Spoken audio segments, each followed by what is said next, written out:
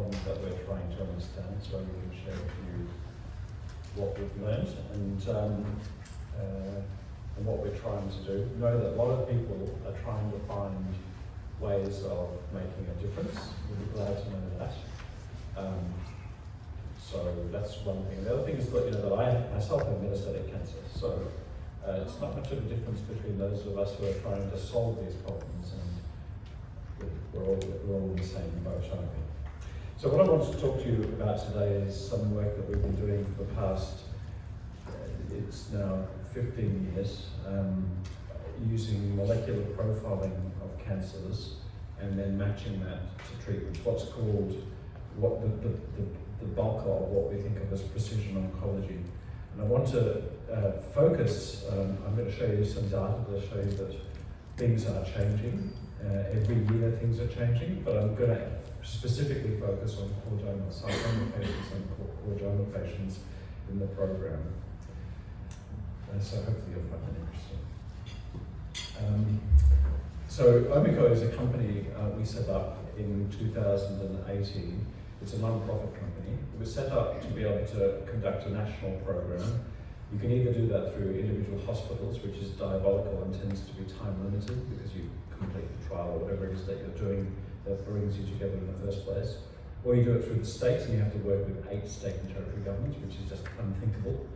Or you create some structure that could exist in perpetuity, in principle, trying to achieve a long-term agenda. And so we chose to set up a company that enabled us to be the recipient of one of the first medical research future fund grants in oncology in 2018. That was the condition under which we received the money to be able to deliver what I'm going to talk to you about, or to begin that process. We had to set up a company, but it meant that we could also structure the company in a way that was neither academic, because I mean, much as I've spent all of my life in medical research institutes and universities, and I can just reassure you it's exactly as you might expect. These things are massive bureaucratic organizations, not designed to be limber, and despite the name research.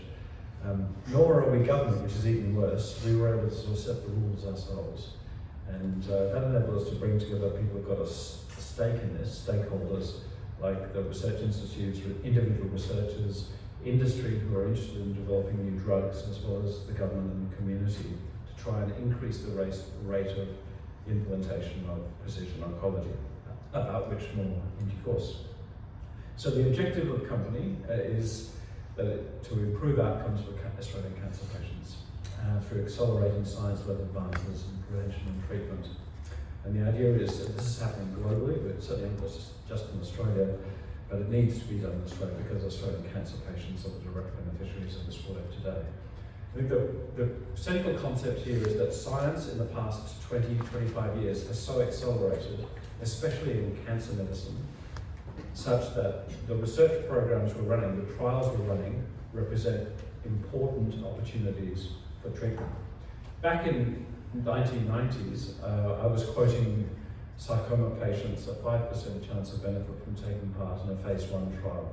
Now, phase 1 is where you've got a new drug, you've got an idea that it might work, you're testing it in patient populations, you're looking for what the right dose is. You're actually looking for tox, you're not looking for response. So it's very early, and I would be quoting a 5% chance that those new ideas would actually provide a benefit. So those numbers as of 2016, because of a fundamental shift in the logical basis for those drugs, jumped from 5% to 31%. And it's obviously increased since then because we've continued to make progress. That means, just to put it in the context of sarcoma patients, our current frontline therapy for sarcoma patients, metastatic soft tissue sarcomas, is doxorubicin, the red drug. I don't know if anybody's had the red drug, but it's a very unpleasant drug. It gives a 19 to 23% chance of benefit. So that means that you're better off going onto a phase 1 trial of a new drug today than getting the best treatment that we have on our PBS for soft tissue sarcoma, 31% versus 23%. And that principle is behind what we're trying to do, set up an infrastructure to be able to expand that access to that in Australia. So we have 4 elements to that program. One of them is in treatment. So we screen tumours with the idea that for each individual patient in front of us, we might be able to find an opportunity to treat them in a different way because of the molecular information we have about the tumour.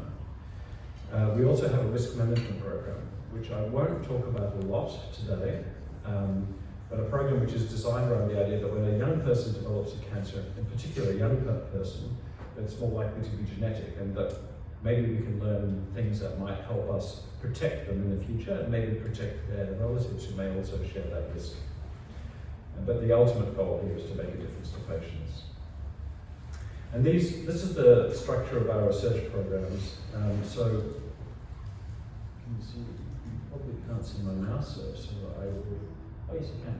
So there are 4 programs here. The top program is called the MOST program, Molecular Screening and Therapeutics. We started that in 2016.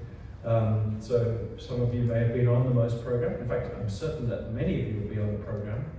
I'll tell you a little bit about how I know that's probably true. And it started in 2016, aiming to get 3,000 patients onto the program to get their tumours profiled and hopefully matched to a treatment.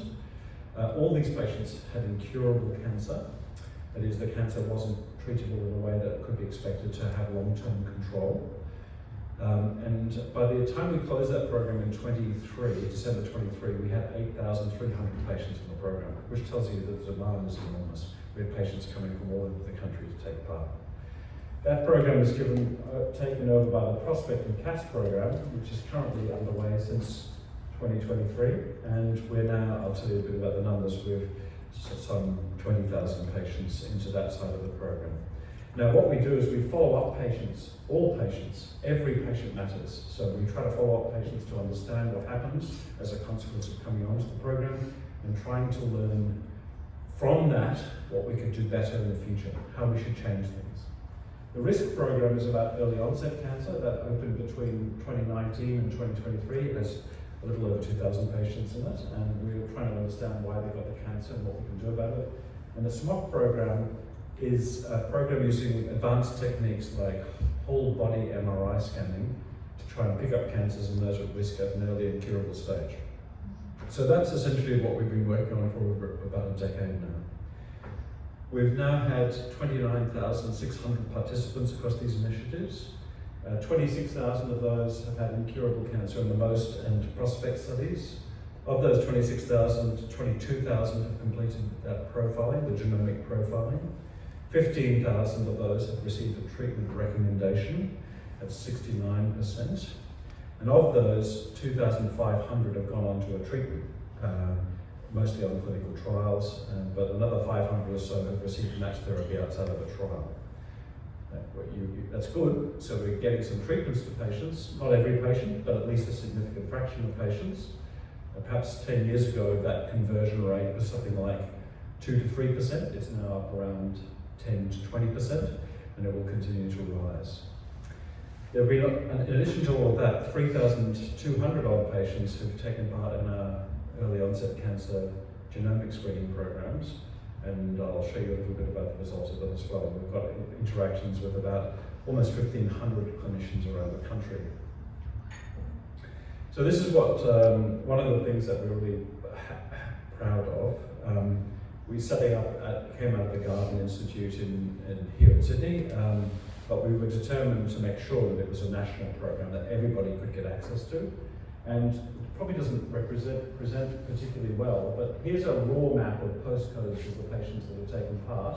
And here is that map normalized for population density. So obviously a small population has smaller numbers.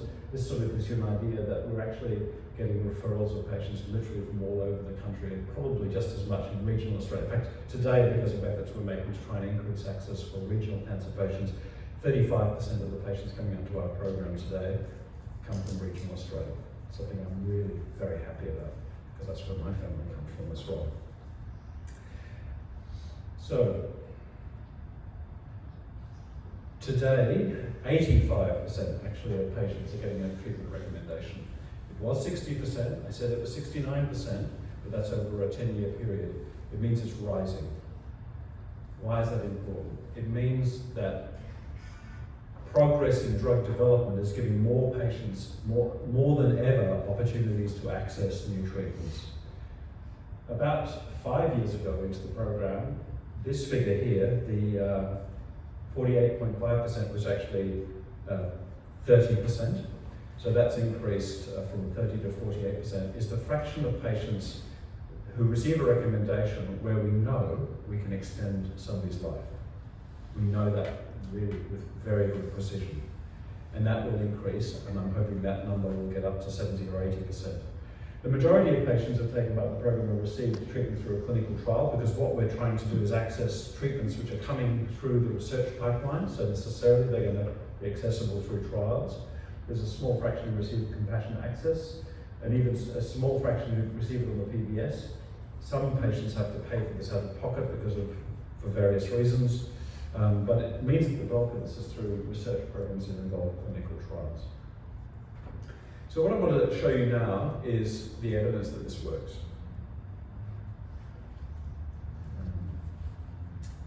Can you see that? It's a bit pale, but I'll try to take you through this complex slide. So this is what's called the Kaplan-Meier curve, and what it shows is patients coming onto the program up here, where 100% of people are alive. This is overall survival measuring. Remembering this is a patient population that has an incurable cancer. And you see it goes, this is up to 5 years. We've been going for a bit longer than that, but we've got enough data to be able to look this long. And you see here the line in red shows patients who've received a well-matched therapy. And you see here in the mixed blurry lines, 100 times, looking 100 times at perfectly matched individuals, matched against these individuals, and what happens if you don't receive a matched therapy. That is what happens in routine care today. And you can see there's an improvement in survival, so that more people are alive here than are alive here. And more importantly, because of this analytic approach, you can see out here at the 5-year time point that the 5-year survival, the chance of being alive at 5 years later for these people, has jumped from around 8-9% up to 20+%. That goes from 1 in 10 chance of being alive to 1 in 5. And obviously this is the integral of the past decade worth of data, where at the start of the decade we were quoting a 20% chance of finding something, to today where we're quoting a 50% chance of finding something. So I would expect these curves to continue to improve. The other thing I want to make about these curves is that it shows a very interesting way to use data. So most of the treatments we're giving are on phase 2 trials where you don't have a control arm, so you don't actually know how much longer somebody lives than somebody who didn't receive treatment. All you can say is their tumour shrank or their tumour didn't shrink. Now there are some tumours, and I put chordoma amongst them, where you don't necessarily see a lot of shrinkage with treatments, as you know. But it still might mean that the treatments are controlling the tumour and extending survival. Because there is no randomized control arm in almost any study of any rare disease, being able to get this data where I can show you what your chance of being alive is compared to somebody who hasn't received a matched therapy is a really important message to governments against futility for drugs that may only produce stasis, that is, just the disease remaining stable, which we all know is a very important outcome. Now, okay, so that doesn't look particularly impressive. Where's the cures, you might be saying? So let me show you what the data look like for pancreatic cancer. Does everybody know what pancreatic cancer is? So pancreatic cancer is a cancer that arises in the pancreas. It's regarded as the most difficult to treat cancer that we see there's some pediatric brain tumors which are equally grim, but pancreatic cancer used to have a 5% 5-year survival. It's an absolutely dreadful disease. We have very few effective therapies. I remember being involved in a clinical trial 15 years ago where we were trying to implement precision medicine, and we put one patient onto that trial after 5 years and about $100 million of federal investment, and that patient got randomized to the control arm. It was just a ridiculous study. So this is what's happened in our population today. So this is pancreatic cancer patients. These are the ones that have received a matched therapy. These are our controls here. And you'll notice the controls, this is pretty much what I told you, that 5-year survival is about 5%. That's for curable patients. This is an incurable population, so unsurprisingly, almost everybody has passed away by the 3-year time point. Now, this is the group that have received matched therapies. And that survival there at the 5-year time point is around 1 in 5 compared to maybe 1 or 2%. And that's what's happened in the past 2 to 3 years, thanks to emerging classes of drugs which are going to increase the opportunities to do this. But already this is highly significant. That hazard ratio of 0.49, that's a very important number. 0.49 would get any drug, if this was a drug, would get it approved and in the marketplace instantly. So this shows you that even in the most difficult to treat cancers, science is beginning to crack them, break them down. One of the most important messages I want to share with you is that by bringing science into the clinic in the service of patients, we're seeing change like this, and we need to do, in my view, more of it. This I put up, and it's very difficult for you to read this, but what I wanted to show you was the proportion of the pancreatic cancer patients where we might be able to expect that sort of benefit. This number here is 86%. 5 years ago, that was around 15%. This is because more drugs are coming on that depend upon these biomarkers. The top 2 biomarkers are emerging new therapies. And by 2030, I'm expecting this number to increase again. I'm expecting it to get very close to 100%. That's pancreatic cancer. What about sarcomas? So this is, we have more sarcomas in our cohort than any other disease up until very recently, when colorectal cancer overtook it, but still it's up in the top 3. And that's, I'm going to take responsibility for that. So here you see, for sarcoma patients, those who received a matched therapy compared to those who did not receive a matched therapy.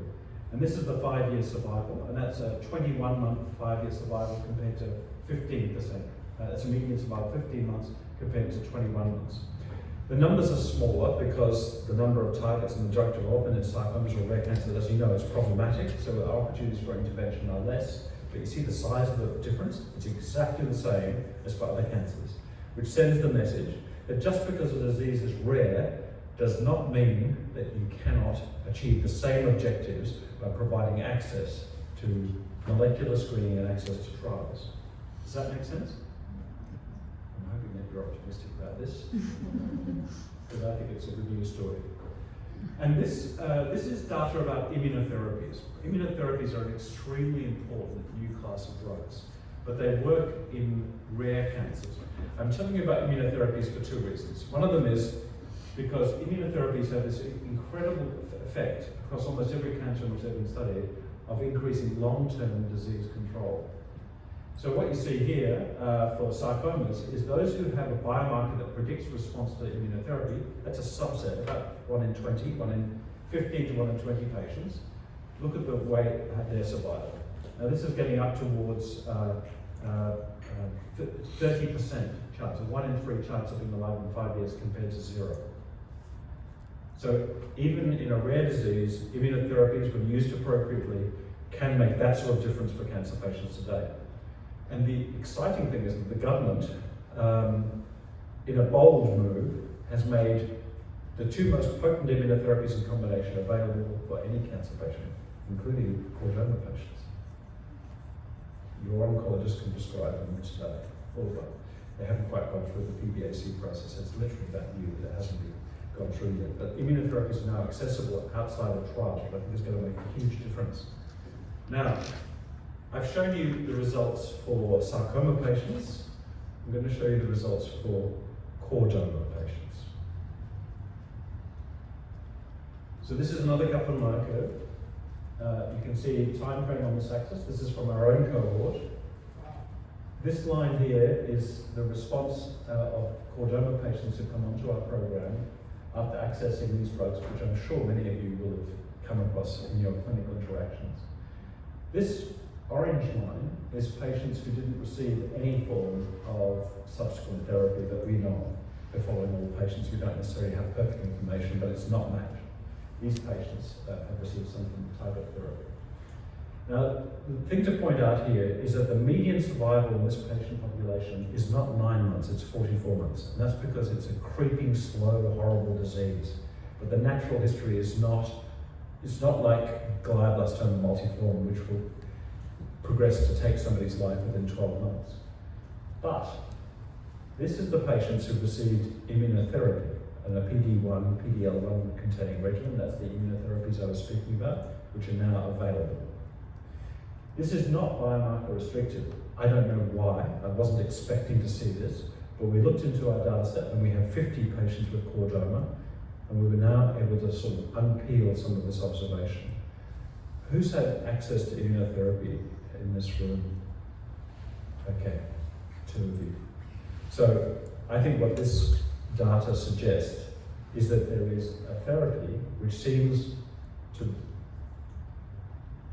slow down the progression, extend the lifespan of chordoma patients that is not currently, well, it should be, I hope, soon standard of care. Now, I want to point out that 10 patients are on this side of the arm, so not a lot, and we need more numbers. Since I only discovered this because I was looking into this for you guys from our data set, this has to be regarded as a source of hope, what we call hypothesis testing, but the drugs are accessible. And I would say that if I had chordoma today, I would be trying to find a way to get access to an immunotherapy trial on the basis of at least this sort of data. I don't know that I would be bold enough to tell you carte blanche that this is guaranteed to work, but that's going out 5 years and 90% of people on that arm are alive. And this is what, when we get patients who are sick who tend to be referred to us as a last resort, I might say.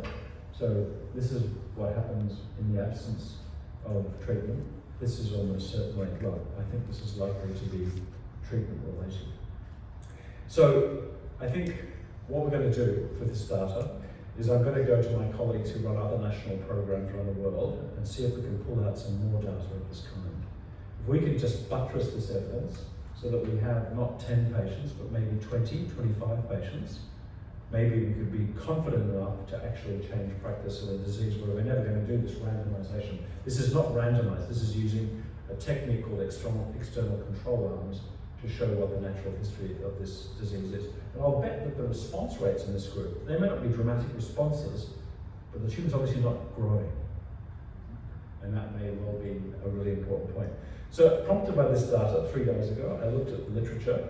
So this is a paper, Wang et al. In Cancers, published in 2022.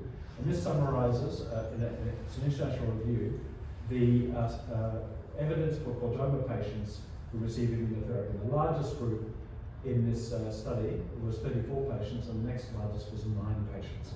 So we've already got the second largest experience of response to these currently available therapies.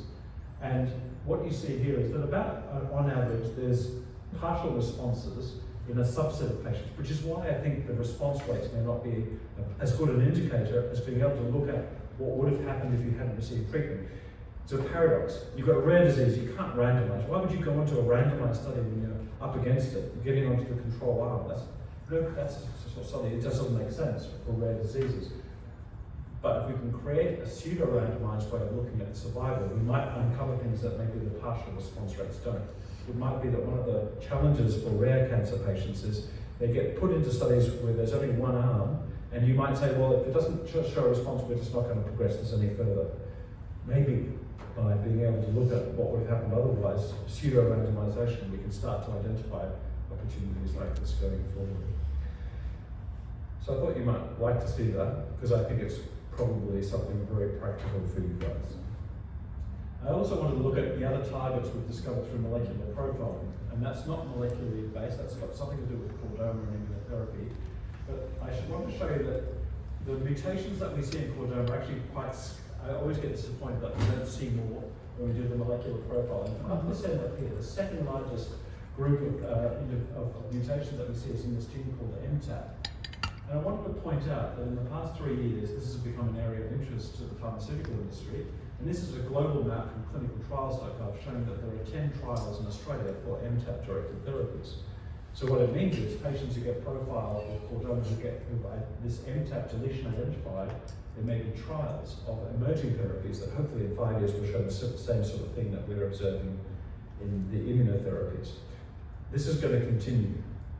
There are going to be more drugs, more opportunities. We just need to get through these new therapies more frequently. I mean, we need to turn that, we need to be moving faster. So that's the end of my treatment side of my story. I want to now talk to some of the other things that we've been doing. So this is our early detection program. So this is some data we published in 2017. It shows the value of collaboration. So this is an idea that we developed in conjunction with the National Institutes of Health and Australia. And it's a global study. There were 13 countries who had national programs that contributed to this data. And what it showed was that the use of whole body MRI in a population that has a very high risk of cancer called Nephromania syndrome, that's a 50% cancer risk by age 30, just to give context. Using a whole body MRI, we could pick up silent cancers which could be treated curatively in 1 in 14 people, just in one scan. So what does that mean? So the government currently funds breast MRI for women at high risk of breast cancer. That's funded, it's regarded as good value. The detection rate for breast cancer screening using MRI is 1 in 50. This is 1 in 14. And consequently, because of this, we put in an application to the Medical Services Advisory Committee, and as of March of 2023, this has become a new MBS item. So showing the sort of idea behind trying to change the system through science by protecting the people that take part in our research studies. In total, these programs now have 314 participants, including children. We have started to extend this to screening for children. 271 of which have completed screening, and we've detected 101 silent cancers in the 57 participants who've taken part, and almost all of these have been treated with curative intent. In other words, rather than picking it up late and it becomes incurable and winding up on some of our other programs, to pick it up early if you can figure out why. And one of the things that I haven't had a chance to look at yet is whether there's any hints about any genetic patterns inside chordoma families. I suspect that it may be, just like the tumours themselves, a bit quieter, but that's certainly something that we're looking at right now. And in total, the programs I'm talking about are very research-led, so there have been more than 150 publications that have arisen from this, some in the journal Science, certainly many of them that are practice-changing. And what this shows is, even for rare cancer patients, which comprise 60% of the patients who have come through our program, of that 29,000 people, rare cancer patients comprise more than half of the patients coming onto our program. It is possible for the first time to do research that might provide us with some hope for the future. And that's what we're all interested in, I think. I want to talk about where we're headed, because programs like ours are trying to, and there's likely to be mainstreaming of this hopefully over the next 5 years with the federal government, because much of this, what I'm talking to you about, is just a laydown that's there. It wasn't the case 5 years ago, but the evidence is now very strong. So we have to think about what the future lies. So we're talking about genomics and molecular profiling. And I want to tell you a bit about some other stories that are coming through our program. This is one of them. So there are an important new class of drugs called antibody-drug conjugates. These are very new, 2 years old, but everybody globally is interested in them. They work on protein targets, not genomic targets. And so we've started staining tissues. As well as our genomics, we've started staining tissues to look at the targets against which these ADCs, these antibody-drug conjugates, have been designed to try and put people onto those trials. And in some of those trials, the response rates, even very early, are showing maybe 1 in 3, 1 in 2 patients showing responses. So what we're trying to do is to find patients with rare cancers and other cancer types in whom we find the presence of the target unexpectedly, and then add that to our opportunities for intervention. That means I'm expecting our conversion rate, the recommendation rate, to go from 85% of these, there are about 17 different targets across many more trials. They're recommended to go up in a quantum leap, and I'm hoping it'll get above 90% in the next 12 months. We don't need the data yet, because we've got to find out what happens to these patients, because the trials aren't designed against sarcoma patients, although we're screening all the sarcoma patients. That's our pattern today. It's not to screen the common cancers, but to be screening sarcoma patients for these targets, while the trials are still able to enroll those patients. And I've shown you some of the techniques we're developing for advanced analysis of our data, showing these survival differences, because we think these create the arguments that will encourage companies, encourage governments, encourage researchers to be running these trials, like an immunotherapy trial for chordoma. We're also looking at other omics. There are many more molecular lenses. Think of them as like light microscope lenses. We look through the microscope, we saw the cancers are cellular disease. We're looking through a molecular microscope. We're seeing more and more detail. And I'm hopeful that understanding the molecular detail of cancers is what will drive the use of rational therapy. I've talked to you a little bit about whole body MRI. Well, there are now tests which are going into clinical practice in the general population where a blood test, like a cholesterol test for cancer, could pick up a cancer when it arises, as well as the imaging components. And I think that's going to be a very important part of the future. And we've got any good ideas. This database that we're creating, which is absolutely massive. One of the reasons I wanted to use my own computer was to be able to give you a bit of a break from a rule of sound and show you what the data looks like in real time, just in case Ron or others want to go and ask me a penetrating question about something. So let me do that.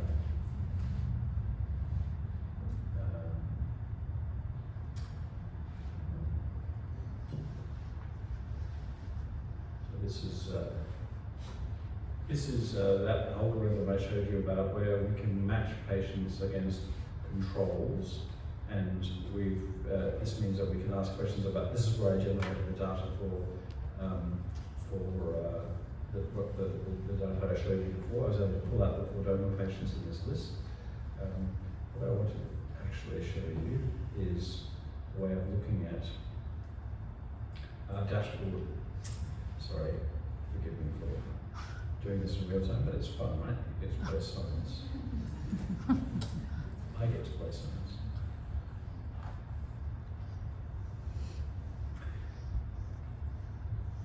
So this is a dashboard of all the data that we've collected. We're very keen to share this because, as you know, data is king. You don't have data, you just can't get anywhere. So this shows you that we have data now on 21,467 patients who come through the program. That data includes obviously the cancer types, the particular appearances under the microscope, the molecular results, the patient map of where they come from. It tells us a little bit about who they are in terms of their demographic and ethnic backgrounds. It tells you many things that we can look at. So if I want to know how many patients with chordoma we have, I go to bone soft tissue, then go to, maybe not that particular panel, maybe I need to go to morphology.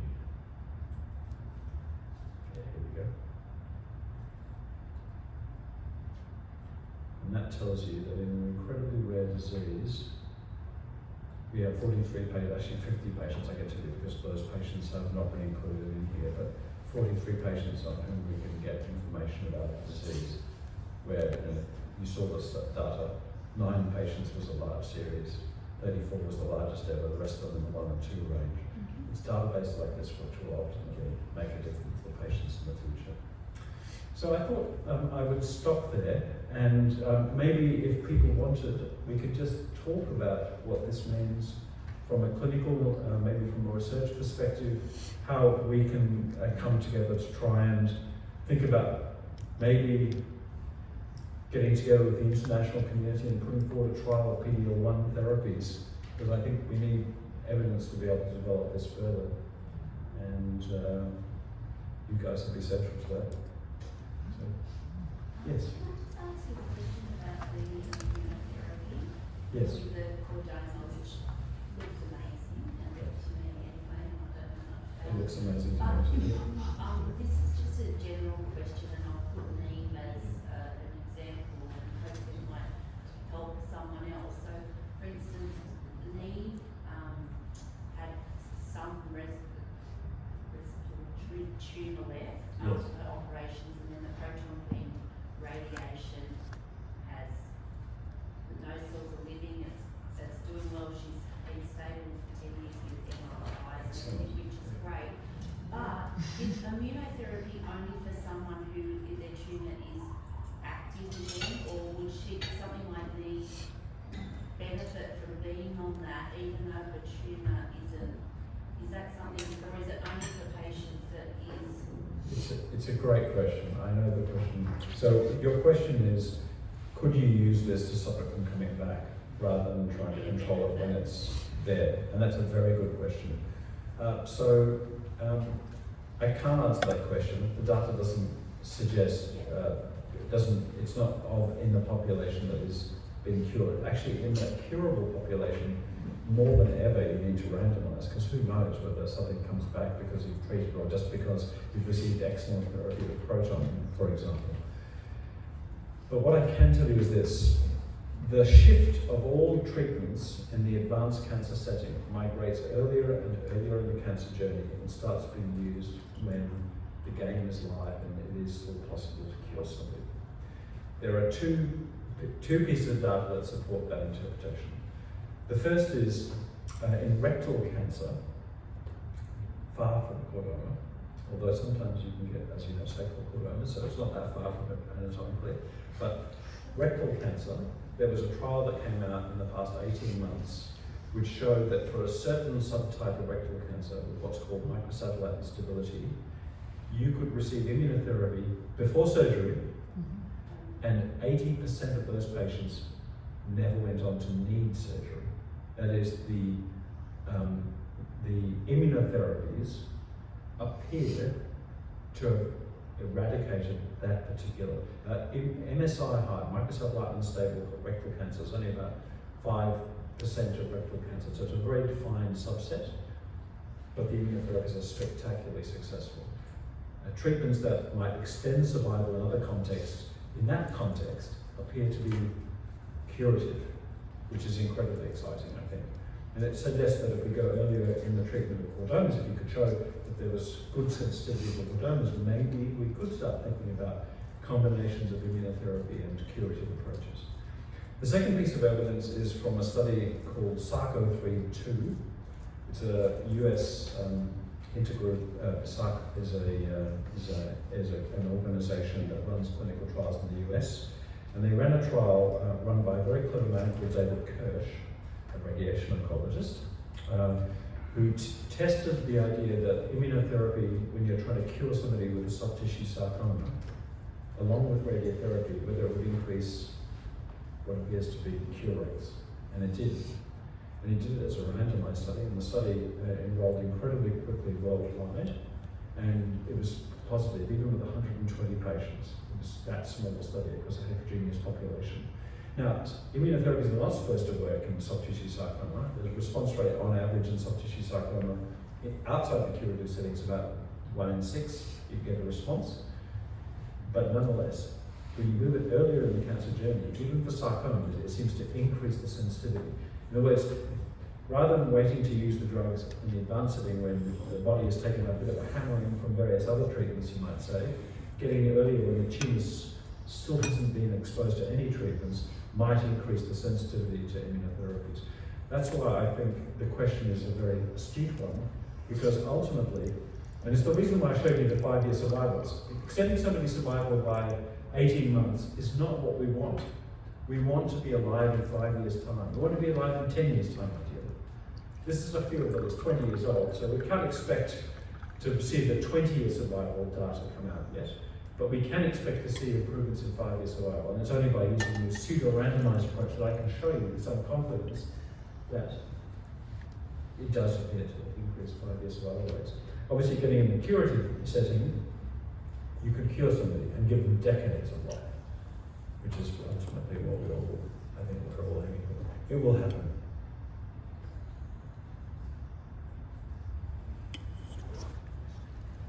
Oh, you must have more questions you can ask me. Yes. For our samples that you've taken over the years, Yes. is there a study into just seeing what type of cancer that is, whether we fall into a certain block, or is there actual studies into that further for certain trials, or is that specimen that we give null and void by a certain time? No, I mean, a lot of the samples are formalin fixed paraffin embedded, so they're around for a long time. Some of them are so small, as you know, where we it becomes an ethical question as to whether you want to use it for what is, after all, a research study. But a lot of them will be still accessible. And a good case in point is these ADC treatments. That's been something we've embarked on, the systematic screening for ADC targets. It's only been 9 months. We've added that to everything else that we're doing. What you're seeing is the result of 10 years of work on genomic screening. We've just embarked on this protein screening. And we haven't gone back, partly because we just don't have the resources to both screen patients who are coming in today, as well as go back over time. But I think one of the things that we really like to do is to iteratively re-screen patients bioinformatically, just going back and taking their profile and running it through our trial matching database, because the trials are changing. There are more trials today than there were 3 years ago. If you got screened 3 years ago, maybe there are trials today that might be available now that weren't then. You don't have to get any testing done, just as they do the matching again. That's something I'd really like to do. And the second is, could you go back and start adding systematically? And that's something that we're very seriously considering. But it's where genomics is today, proteomics was 15 years ago. And I said that genomics 15 years ago I was able to make recommendations in maybe 6%, 10% of cases. It's much better than that, but we're going to have to build the arguments slowly and then raise the resources to do this. But yeah. Yes, Can I just go back to talk about this whole body MRIs? Yes.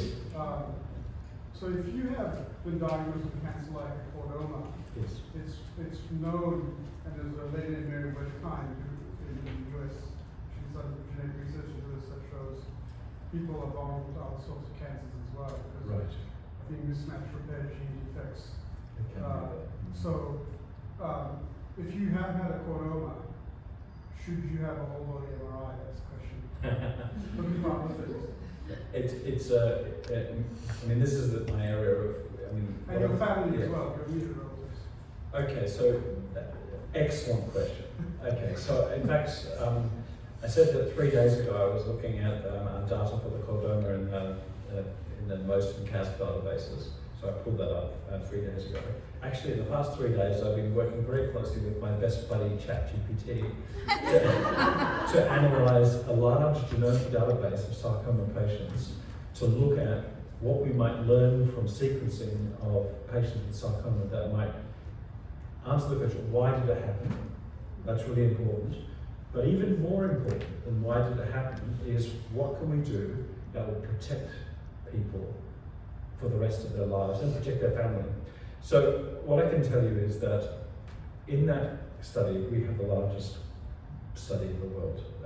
We've been doing this for 17 years of my life. I've got into sort of setting up the international sarcoma community study. But that study has shown that about 10% to 15% of patients will have an explanatory genetic variant. So if we find that, then we say, yes, you've got BRCA2 mutation, you've got a sarcoma, you've got a BRCA2 mutation. There is an algorithm by which we can protect you by screening for the cancers associated with BRCA2 after you've been cured of your chordoma, let's say. Yeah. But it's even more incredible than that. So I've started to use about 25 years worth of data in what's called polygenic risk scores. Excuse me for the geek stuff, I'll try to be as simple as possible. So hundreds of thousands of people with bowel cancer and breast cancer and lung cancer and prostate cancer, 14 different cancer types in our database have been studied. Rare cancers obviously not part of that list to the same extent, but the common stuff has been studied absolutely intensively.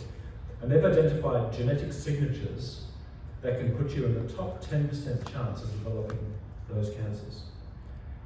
And you might say, well, what does that mean? Well, there was a paper in the New England Journal of Medicine in 2025 which showed that for men between 55 and 69 who have a high polygenic score for prostate cancer, it's better than PSA screening at picking up whether you've got a cancer on board. It's the first really big study that's started to show this. But the fact that it's the top 10% of the general population has an obvious implication. It means that if you're a chordoma survivor, even if the chance of finding an explanation behind chordoma still lies in research that we have to do to identify the genes that drive this, and it could be very complicated.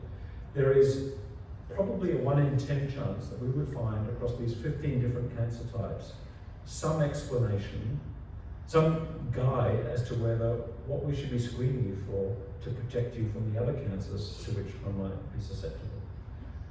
And in total, 73% of the population that we've studied has a high polygenic score for at least one of those 15 cancer types, which means the vast majority of patients who are survivors of a cancer could undergo a test which might answer why the cancer happened, but also perhaps begin to frame the way we look after you in a way that's personalised. It's just as personalised as treatment is the personalisation of health management to try and protect you. The other thing is that another 4% of people carry determinants of other health states, genetic factors that predict for heart disease, for dementia. These things are actually reportable now. They're clinically reportable today according to the American College of Medical Genetics.